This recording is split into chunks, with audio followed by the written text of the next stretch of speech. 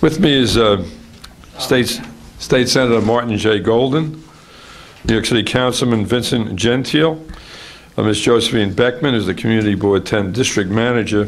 The new chair of CB10 is Brian Kieran. He's here as well.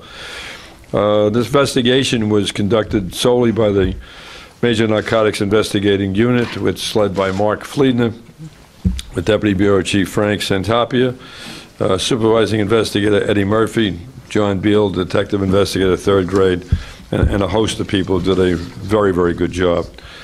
And I'm very, very pleased to be joined here by Senator Golden and Councilman Gentile and Josephine Beckmann from CB10. Both Assembly Member Nicole Maliotakis and Assemblyman Alec Brooke Krasny had personal commitments, so they would have been here as well. What these very, very concerned community leaders and I share is a real concern for safety and the well-being of the people of Bay Ridge, but the rest of Brooklyn as well. And that really has been the great change in Brooklyn, that there are community leaders, elected officials, such as Senator Golden and Councilman Gentile, who work with the community leaders like Josephine Beckmann and really make a tremendous difference.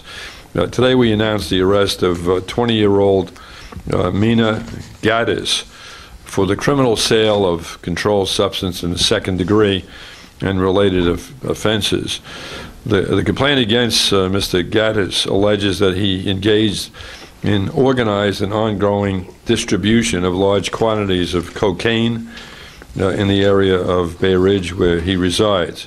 He's also a part owner and operator of an ice cream truck, which has been prominently parked throughout the summer, serving the neighborhood families and summer tourists, and that's the truck that has been seized and is downstairs.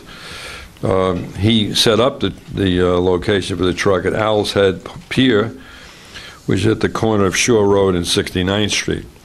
He's also an employee of a very popular deli called In-N-Out Halal Deli, which is located at 5th Avenue and 73rd Street. We allege that Mr. Gatas has not only used these busy, family-oriented public areas to facilitate and negotiate his drug deals, but we also allege that he sold large quantities of drugs right from the ice cream truck, while children bought their ice cream treats just a few inches away. When my Major Narcotics Investigation Bureau developed information that this activity was taking place, detective investigators assigned to the Bureau were swiftly dispatched, conducted surveillances, and developed an investigative strategy.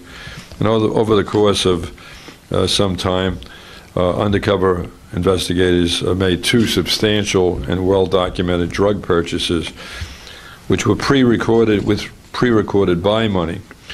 The graphic recordings of one of these encounters is made available to you all today. And Mark Fleedner, who is the chief of the MNIB, will now take you through it step by step. What happened was the undercover simply had this hat on with his money, some $830 that he was ready to make the purchase with. He had that in the hat. He places it down. As you take time with it, you'll see that the defendant reaches in, scoops up the money, goes off to the side, acquires his cocaine and a vanilla ice cream cone for the undercover. He places the cocaine in the hat, and thereafter the undercover places it on his head securely. This is where we're going to see the transaction. He scoops it up in his right hand, the money. You'll see him proceed to his side. There's the cocaine, there's the vanilla ice cream. Places the cocaine in the hat. And the video concludes with the defendant asking the undercover if he'd like sprinkles. The undercover is The defendant scooped the U.S. currency from the hat when the undercover placed it down. When he came back with the cocaine, he placed the packet of cocaine in the hat. The undercover placed it firmly on his head. My office regularly partners with folks like Senator Golden and Councilman Gentile and Assembly members Alec Brooke Krasny and Assemblywoman Nicole Maliotakis and District Manager Beckmann and other civic and community leaders to to facilitate effective responses to specific reports of drug activity. And they are really, in every sense, our eyes and ears. We did put legislation forward with the governor last year. That legislation is working to some degree, but as you can see, there's still a tremendous amount of drugs on those streets, and they're killing our kids.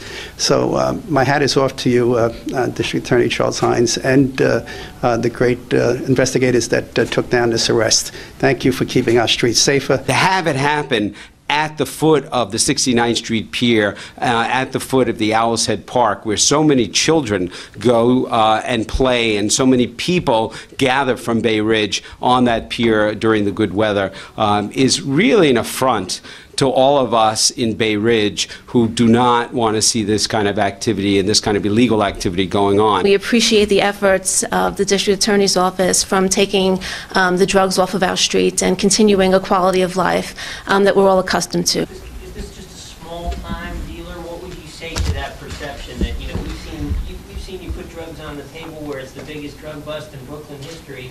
This is a guy with 2 deals out of an ice cream truck. Small time. What's your response to that? I think that we can't stand by and prosecute on the basis of quantity or quality. It's the fact that we can't permit someone to bring an ice cream truck and park it in a very busy area and sell drugs out of the ice cream truck. And so whether it's 2 transactions or 20 transactions, did I really get rid of all the drugs in Brooklyn? I don't remember that one. Thank you very much, everybody. Good. Take care. Thanks. Location. Hey, guys.